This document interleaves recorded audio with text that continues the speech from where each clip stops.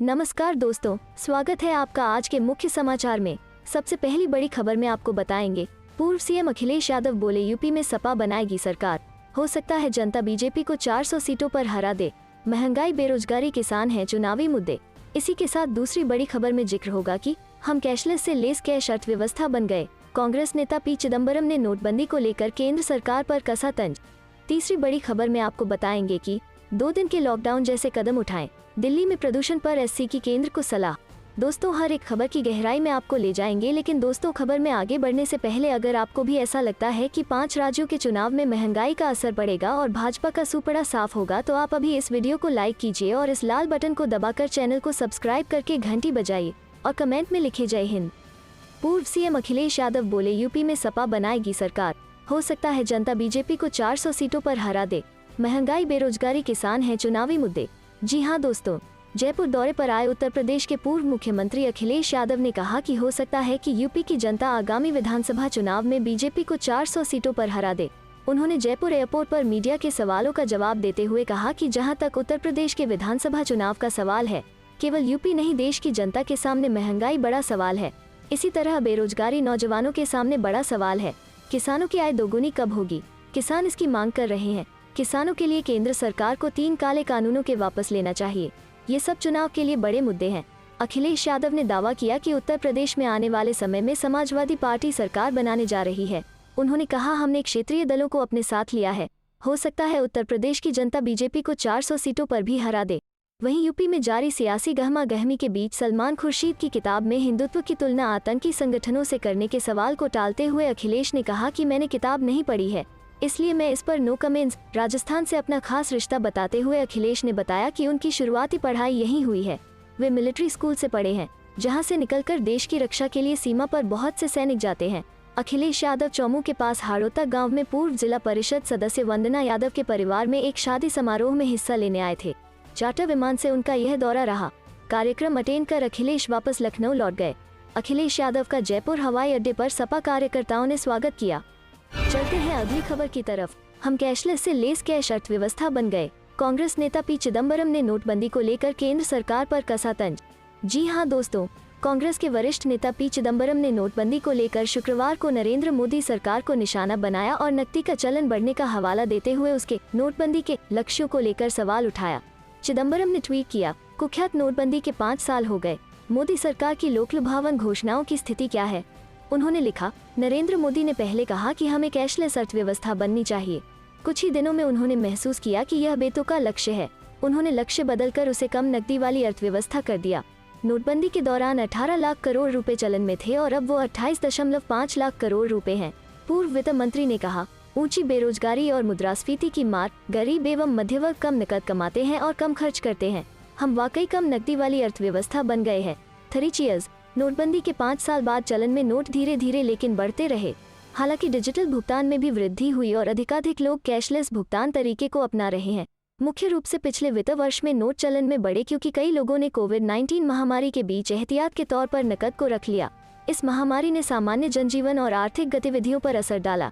चिदम्बरम ने एक अन्य ट्वीट में कहा, केरल के वित्त मंत्री के एन बालगोपाल ने पेट्रोल और डीजल पर संग्रहित करों पर कुछ आंकड़ों का खुलासा किया है और यदि वे तोड़ मरोड़ कर पेश किए गए हैं तो केंद्रीय वित्त मंत्री को इस पर अपनी बात रखनी चाहिए। उन्होंने कहा, आंकड़ों से खुलासा हुआ कि 2020-21 में उत्पाद शुल्क के तौर पर 3,72,000 करोड़ रुपए का संग्रहण हुआ। उसमें से बस 18,000 करोड़ रुपए ही मूल उत्पाद शुल्क के रूप में वसूले गए और 41% राज्यों के साथ साझा किए गए। बाकी 3,54,000 करोड़ रुपए केंद्र के पास गए। यह मोदी सरकार का सहयोगपरक संघवाद नमूना है। कांग्रेस नेता ने सवाल किया, इसके अलावा 3,54,000 करोड़ रुपए की विशाल धनराशि कैसे और कहां खर्च की गई। चलते हैं अगली खबर की तरफ। 2 दिन के लॉकडाउन जैसे कदम उठाएं, दिल्ली में प्रदूषण पर एससी की केंद्र को सलाह। जी हां दोस्तों, दिल्ली और एनसीआर में वायु प्रदूषण के मामले पर सुप्रीम कोर्ट ने शनिवार को सुनवाई की। सुनवाई के दौरान सीजेआई ने कहा कि हमें तत्काल नियंत्रण के उपाय चाहिए।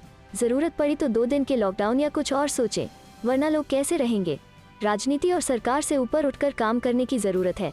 CJI N V Ramana, justice T Y Chandrachud और जस्टिस सूर्यकांत की बेंच इस याचिका पर सुनवाई की। पिछली सुनवाई में सुप्रीम कोर्ट ने केंद्र सरकार को प्रदूषण को रोकने के लिए तुरंत कदम उठाने को कहा था। अदालत ने दिल्ली सरकार से भी पूछा था कि प्रदूषण को रोकने के लिए क्या कदम उठाए गए हैं। साथ ही कहा था कि दिल्ली सरकार अदालत में हलफनामा दाखिल करे। इस पर दिल्ली सरकार ने शनिवार को कहा कि हलफनामा तैयार किया जा रहा है। सुप्रीम कोर्ट 15 नवंबर को सुनवाई करेगा। केंद्र से कहा कोर्ट ने कहा है कि आपातकालीन मीटिंग की रिपोर्ट भी दाखिल करें। दिल्ली सरकार ने कहा कि उनका हलफनामा तैयार हो रहा है, आज दाखिल हो जाएगा। इस पर सीजेआई ने कहा कि ठीक है, कम से कम कुछ सोचा जा रहा है। वहीं सीजेआई ने केंद्र की ओर से पेश हुए एसजी तुषार मेहता से कहा, हम लंबी चौड़ी रिपोर्ट नहीं चाहते, न हम लंबी बहस चाहते हैं। सीजेआई ने कहा, हालात कैसे हैं सब जानते हैं, यहाँ तक हम घर में भी मास्क लगाते हैं। ये बताइए प्रदूषण से निपटने के लिए क्या कदम उठाए गए हैं। पराली जलाने से हालात खराब हुए हैं, इसे रोकने के लिए सरकार क्या कदम उठा रही है। एसजी तुषार मेहता ने कहा, पराली का बायोमास और फ्यूल में इस्तेमाल होता है। हम पराली जलाने को रोकने के लिए कदम उठा रहे हैं, लेकिन 5-6 दिनों से हालात खराब हो रहे हैं। पंजाब में पराली जलाने के कारण हालत खराब हुए हैं। पंजाब सरकार को कदम उठाने चाहिए। सीजेआई ने सवाल उठाया, ऐसा लग रहा है कि आप कह रहे हैं कि केवल किसान ही इसके लिए जिम्मेदार हैं। हमें ये सरकार उस सरकार से कुछ लेना देना नहीं है। ये बताइए कि ये कुछ प्रतिशत है, बाकी प्रदूषण का क्या? आप क्या प्रभावी कदम उठा रहे हैं? जस्टिस डीवाई चंद्रचूड़ ने कहा, सवाल किसानों का नहीं है, सवाल योजनाओं को प्रभावी तरीके से लागू करने का है।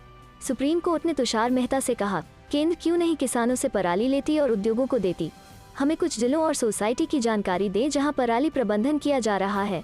चलते हैं अगली खबर की तरफ। कांग्रेस पहली कलम से करेगी तीनों कृषि कानून रद्द, दीपेंद्र हुड्डा। जी हाँ दोस्तों, 3 कृषि कानून न केवल किसान बल्कि मजदूर, व्यापारी, कर्मचारी समेत सभी वर्गों की कमर तोड़ने वाले हैं। कांग्रेस पार्टी को मौका मिलते ही पहली कलम से तीनों कानून रद्द किए जाएंगे। यह बात राज्यसभा सांसद दीपेंद्र हुड्डा ने कितलाना टोल पर किसानों के अनिश्चितकालीन धरने को संबोधित करते हुए कही। उन्होंने कहा कि किसान आंदोलन ऐतिहासिक है, जिसमें 700 से ज्यादा शहादत हो चुकी है। इसके बावजूद शांतिपूर्ण ढंग से जन आंदोलन जारी है।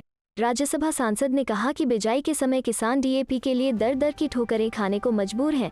मुख्यमंत्री और उप मुख्यमंत्री जो यह कहते थे कि एमएसपी थी, है और रहेगी, आज चुप्पी साधे हुए हैं।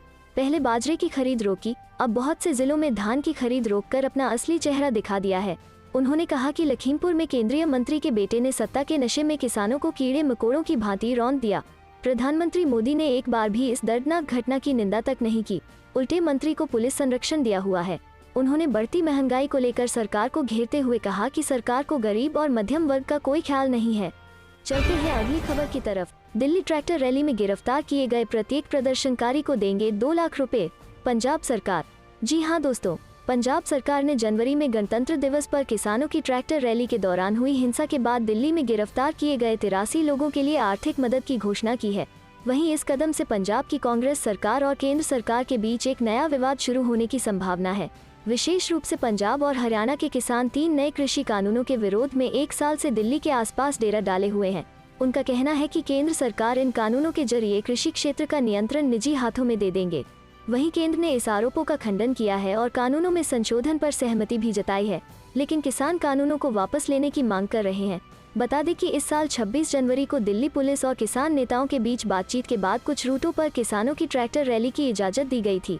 हालांकि पुलिस को चकमा देकर बड़ी संख्या में किसान लाल किले पर पहुंच गए, जिसके बाद स्थिति अराजकता में बदल गई। पुलिस का कहना है कि प्रदर्शनकारियों ने पूर्व निर्धारित मार्ग का पालन नहीं किया और दिल्ली में प्रवेश करने के लिए बैरिकेड्स तोड़ दिए।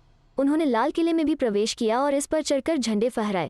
उस दिन राष्ट्रीय राजधानी दिल्ली में अराजकता और हिंसा के अभूतपूर्व दृश्य देखने को मिला, क्योंकि किसानों के जत्थे पुलिस और सुरक्षा बलों से भिड़ गए थे।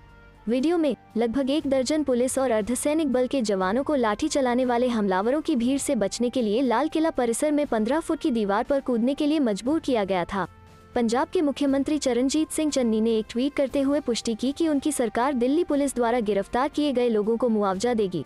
उन्होंने ट्वीट करते हुए लिखा, 3 काले कृषि कानूनों के खिलाफ चल रहे किसानों के विरोध का समर्थन करने का मेरी सरकार के रुख को दोहराते हुए हमने 26 जनवरी 2021 को राष्ट्रीय राजधानी में ट्रैक्टर रैली करने के लिए दिल्ली पुलिस द्वारा गिरफ्तार किए गए 83 लोगों को 2 लाख रुपए मुआवजा देने का फैसला किया है।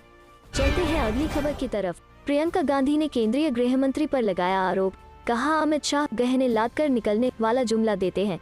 जी हाँ दोस्तों, कांग्रेस महासचिव प्रियंका गांधी ने उत्तर प्रदेश के कानपुर में अपराध की कुछ घटनाओं को लेकर शनिवार को केंद्रीय गृह मंत्री अमित शाह पर निशाना साधा और आरोप लगाया कि वो गहने लाद कर निकलने वाला जुमला देते हैं। लेकिन ये तो राज्य की महिलाओं को ही पता है कि उन्हें रोज किस तरह की चीजों से जूझना पड़ता है। उन्होंने ट्वीट किया, देश के गृह मंत्री जी गहने लाद कर निकलने वाला जुमला देते हैं, लेकिन ये तो ऊपर की महिलाओं को ही पता है कि उन्हें रोज किस तरह की चीजों से जूझना पड़ता है। कांग्रेस की उत्तर प्रदेश प्रभारी ने जोर देकर कहा, इसलिए लड़की हूँ, लड़ सकती हूँ, जरूरी है ताकि राजनीति में व सुरक्षा से जुड़ी नीतियां बनाने में महिलाओं की भागीदारी बढ़े। गौरतलब है कि अमित शाह ने पिछले दिनों उत्तर प्रदेश में कानून व्यवस्था की स्थिति की तारीफ करते हुए कहा था कि आज 16 साल की बच्ची भी गहने लेकर रात 12 बजे भी यूपी की सड़कों पर चल सकती है। चलते हैं अगली खबर की तरफ। 9 माह में 38,72,645 लीटर शराब जब्त, 62,000 अरेस्ट। फिर भी शराबबंदी वाले बिहार में नहीं थम रही मौतें। जी हाँ दोस्तों, बिहार की नीतीश कुमार सरकार ने साल 2016 से राज्य में शराब की बिक्री, सेवन और निर्माण पर पूरी तरह से रोक लगाई हुई है। शराब को लेकर सरकार ने बेशक कड़ा कानून बनाया है, लेकिन इसकी हकीकत उलट है। राज्य का आलम यह है कि आए दिन शराब जब्त और तस्कर गिरफ्तार किए जाते हैं। तस्कर भी स्मार्ट हो गए हैं, वो पुलिस से बचने के लिए तरह तरह के हथकंडे अपनाकर तस्करी में लिप्त हैं। एक रिपोर्ट के अनुसार यहाँ के लोग महाराष्ट्र जैसे राज्यों से भी काफी ज्यादा शराब पी रहे हैं। इतना ही नहीं, पिछले कुछ समय से लगातार जहरीली शराब पीने से 40 से ज्यादा लोग मौत की नींद सो चुके हैं। इसी बीच बिहार पुलिस ने एक बयान जारी कर बताया है कि राज्य में जनवरी 2021 से अक्टूबर 2021 तक राज्य मद्य निषेध एवं उत्पाद संशोधन अधिनियम 2018 के तहत विशेष छापेमारी करके विभिन्न जिलों में कुल 49,900 मामले दर्ज किए गए हैं। शुक्रवार को राज्य पुलिस ने बताया कि सूबे में कुल 38,72,645 लीटर अवैध शराब बरामद और जब्त की गई है। चलते हैं अगली खबर की तरफ। यूपी चुनाव 2022, 14 नवंबर से पूरे प्रदेश में कांग्रेस प्रतिज्ञा सम्मेलनों का होगा आयोजन, प्रियंका गांधी करेंगी संबोधित। जी हां दोस्तों, कांग्रेस की प्रतिज्ञाओं को घर घर तक पहुंचाने के लिए पार्टी पूरे प्रदेश में प्रतिज्ञा सम्मेलन करने जा रही है। 14 नवंबर को बुलंदशहर और 15 नवंबर को मुरादाबाद में होने जा रहे इन कांग्रेस प्रतिज्ञा सम्मेलन लक्ष्य 2022 को राष्ट्रीय महासचिव प्रियंका गांधी द्वारा संबोधित करेगी। यह जानकारी देते हुए प्रदेश कांग्रेस अध्यक्ष अजय कुमार लल्लू ने कहा कि पिछले 3 सालों में उत्तर प्रदेश कांग्रेस कमेटी ने राष्ट्रीय महासचिव प्रियंका गांधी के नेतृत्व में न सिर्फ आम जनता के मुद्दों को पुरजोर तरीके से उठाकर सरकार की जवाबदेही तय की, बल्कि संगठन को मजबूत करने का काम भी बड़े स्तर पर किया है। संगठन सृजन कार्यक्रम के अंतर्गत पार्टी ने जिला, ब्लॉक, न्याय पंचायत से लेकर ग्राम सभा तक कर्मठ कार्यकर्ताओं और पदाधिकारियों की फौज तैयार की है। चाहे कोरोना का संकट रहा हो या किसानों का दमन, महिलाओं की सुरक्षा का सवाल रहा हो या सूबे में बढ़ता अपराध या फिर बेरोजगारों की लड़ाई, कांग्रेस के सिपाही हर मोर्चे पर संघर्ष करते हुए जनता के शोक को शक्ति बनाने में जुटे हैं। लल्लू ने कहा कि पश्चिम उत्तर प्रदेश में बड़ी किसान सभाओं से लेकर वाराणसी और फिर गोरखपुर की रैलियों की अभूतपूर्व सफलता कांग्रेस के मजबूत संगठन का प्रतिबिंब है। इसी कड़ी में महासचिव प्रियंका गांधी पूरे प्रदेश में आयोजित होने जा रहे कांग्रेस पदाधिकारी प्रतिज्ञा सम्मेलन लक्ष्य 2022 में संगठन के पदाधिकारियों से महत्वपूर्ण विषयों पर संवाद स्थापित करेंगी। यूपी में बीजेपी को 100 से ज्यादा सीटों का नुकसान। जी हां दोस्तों, उत्तर प्रदेश चुनाव से पहले एक और नया सर्वे सामने आया है, जिसमें बताया गया है कि बीजेपी को राज्य में बड़ा नुकसान होने जा रहा है। वोटर के सर्वे में बताया गया है कि बीजेपी को अब की बार 100 से ज्यादा सीटों का नुकसान हो सकता है। सर्वे में किसे कितनी सीटें? इस सर्वे में बताया गया है कि यूपी में बीजेपी को 403 सीटों में से 217 सीटें मिल सकती हैं, यानी पार्टी को इस बार 108 सीटों का नुकसान हो सकता है। पिछले चुनाव में बीजेपी ने 325 सीटों पर जीत दर्ज की थी। वहीं समाजवादी पार्टी की सीटों में इजाफा दिखाया गया है। अखिलेश यादव की पार्टी को आने वाले चुनावों में 156 सीटें मिलती हुई दिखाई गई हैं, यानी बीजेपी को जितनी सीटों का नुकसान होगा वो सीटें एसपी अपने खाते में ले जा सकती है। बात अगर कांग्रेस की करें तो इस बार के सर्वे में कांग्रेस को 8 सीटें मिलती हुई दिखाई गई हैं, जबकि मायावती की बीएसपी को 18 सीटों का अनुमान है। वहीं अन्य को 4 सीटें मिल सकती हैं। बता दें कि पिछले महीने यानी अक्टूबर में आए वोटर के सर्वे में बीजेपी को ज्यादा सीटें मिलती दिखाई गई थी। इसमें बताया गया था कि बीजेपी को 241 से लेकर 249 सीटें मिल सकती हैं, लेकिन एक महीने के बाद ये घटकर 217 तक पहुंच चुकी हैं, यानी बीजेपी को चुनाव से पहले सीटों का नुकसान हो सकता है। इसमें लखीमपुर खीरी कांड और पुलिस पर लगते गंभीर आरोपों का असर देखा जा सकता है। पिछले सर्वे में अखिलेश यादव की एसपी को 130 से 138 सीटों का अनुमान लगाया था, जो अब बढ़कर 156 तक पहुंच चुकी है। वहीं कांग्रेस और बीएसपी की सीटों में भी मामूली बढ़त देखी गई है। चलते हैं अगली खबर की तरफ। चीन पर सीडीएस और विदेश मंत्रालय के अलग बयानों से भड़की कांग्रेस, सुरजेवाला ने पूछा कभी सच बताएगी मोदी सरकार। जी हां दोस्तों, विदेश मंत्रालय और प्रमुख रक्षा अध्यक्ष सीडीएस बिपिन रावत के चीन पर दिए बयानों पर कांग्रेस पार्टी ने सवाल उठाया है। पार्टी प्रवक्ता रणदीप सिंह सुरजेवाला ने पूछा कि क्या मोदी सरकार चीन के मुद्दे पर कभी सच बताएगी। विदेश मंत्रालय के प्रवक्ता अरिंदम बागची ने गुरुवार को साप्ताहिक मीडिया ब्रीफिंग में कहा, चीन ने पिछले कई वर्षों में सीमावर्ती क्षेत्रों के साथ साथ उन क्षेत्रों में निर्माण गतिविधियां की हैं, जिन पर उसने दशकों पहले अवैध रूप से कब्जा किया था। भारत ने अपनी जमीन पर न तो इस तरह के अवैध कब्जे को और न ही चीन के अनुचित दावों को कभी स्वीकार किया है। बागची ने ये बातें अमेरिकी रिपोर्ट पर पूछे गए सवाल के जवाब में कही। दरअसल अमेरिकी रक्षा विभाग ने अपनी एक हालिया रिपोर्ट में कहा है कि LAC के पूर्वी सेक्टर में चीन ने तिब्बत स्वायत्त क्षेत्र और भारत के अरुणाचल प्रदेश के बीच विवादित क्षेत्र में एक बड़ा गाँव निर्मित किया है। इस पर रणदीप सुरजेवाला ने ट्वीट कर कहा, विदेश मंत्रालय कहता है कि हम चीन के अवैध कब्जे को स्वीकार नहीं करेंगे। CDS चीन को क्लीन चिट देते हैं। पहले PM ने सर्वदलीय बैठक में कहा कि हमारे इलाके में कोई नहीं घुसा है। रक्षा मंत्रालय ने देपसांग गोगरा पर चीन के साथ 13 दौर की बातचीत की। क्या मोदी सरकार सच बताएगी? चलते हैं अगली खबर की तरफ। किसानों ने की दिल्ली जाने की रिहर्सल। यूपी गेट पर राकेश टिकैत संग सैकड़ों किसान की भीड़ को देख हरकत में आए पुलिस। जी हाँ दोस्तों, केंद्र के 3 नए कृषि कानूनों के विरोध में गाजीपुर बॉर्डर पर डटे भारतीय किसान यूनियन भाकियू के राष्ट्रीय प्रवक्ता राकेश टिकैत के नेतृत्व सैकड़ों किसान शुक्रवार शाम को दिल्ली मेरठ एक्सप्रेसवे और NH9 पर लगी बैरिकेडिंग तक पहुंच गए। इस दौरान किसानों ने दिल्ली कूच करने का संदेश देकर हड़कंप मचा दिया। हालांकि किसानों ने अभी इसे महज दिल्ली जाने का रिहर्सल बताया। जानकारी के अनुसार भाकियू प्रवक्ता राकेश टिकैत के नेतृत्व में शाम को करीब 5 बजे 200 से 250 किसान यूपी गेट पर एकत्रित हुए। इस दौरान राकेश टिकैत के साथ किसान मंच के बराबर वाले रास्ते NH9 होते हुए मेरठ दिल्ली एक्सप्रेसवे पर लगी बैरिकेडिंग तक जा पहुंचे। राकेश टिकैत संग सैकड़ों किसानों के एक साथ बैरिकेडिंग तक पहुंचने से बॉर्डर पर तैनात पुलिस बल सक्रिय हो गया।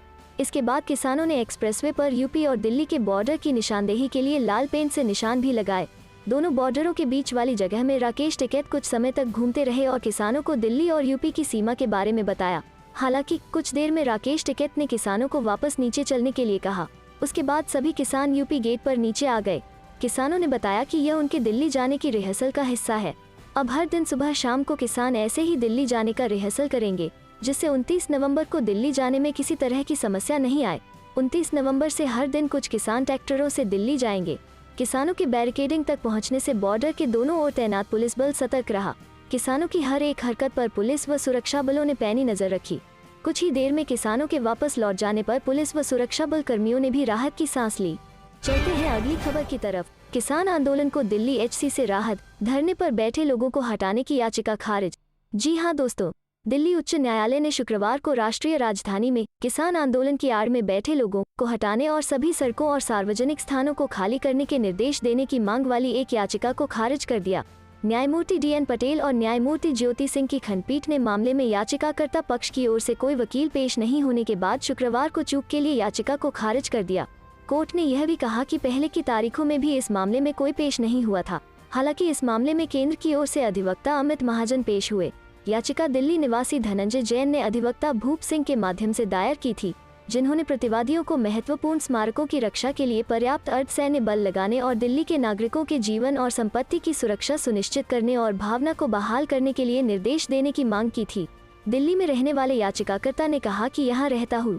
26 जनवरी 2021 को जब गणतंत्र दिवस समारोह चल रहा था, तब लाल किले समेत कई इलाकों में अभूतपूर्व हिंसक घटनाओं और अशोभनीय घटनाओं से स्तब्ध रह गया था, जिसकी वजह से गंभीर और आकस्मिक स्थिति उत्पन्न हुई थी। उन्होंने कहा, कई दिनों से चल रहे किसान आंदोलन ने बहुत ही उग्र और हिंसक मोड़ ले लिया और किसान हथियारों, हॉकी स्टिक्स, तलवारों और अन्य हमले के हथियारों से लैस दिल्ली के अंदरूनी हिस्सों में पहुंचे थे। साथ ही गणतंत्र दिवस के उत्सव को बदनाम करने के लिए और शहर की राजधानी में शांति और कानून व्यवस्था और शांति भंग कर दी। प्रदर्शनकारियों और किसानों ने राजधानी के पूरे जीवन को ठप कर दिया। इसने नागरिकों और विशेष रूप से दिल्ली में रहने वालों के बीच गंभीर चिंता पैदा कर दी। चलते हैं अगली खबर की तरफ। राहुल गांधी ने पर साधा निशाना, बोले हिंदू धर्म और हिंदुत्व अलग अलग, इन्होंने फैलाई नफरत। जी हां दोस्तों, देश में हिंदुत्व को लेकर जारी विवाद के बीच कांग्रेस नेता राहुल गांधी ने कहा कि हिंदुत्व और हिंदू धर्म अलग अलग हैं। अगर हिंदू हो तो आपको हिंदुत्व की क्या जरूरत। राहुल गांधी ने बीजेपी और RSS पर हमला करते हुए कहा कि हिंदुस्तान में ने नफरत फैला दिया है, जबकि हमारी विचारधारा प्यार और भाईचारे की है। कांग्रेस नेता राहुल गांधी ने कहा कि हिंदुस्तान में 2 विचारधाराएं हैं, एक कांग्रेस पार्टी की विचारधारा और एक RSS की विचारधारा।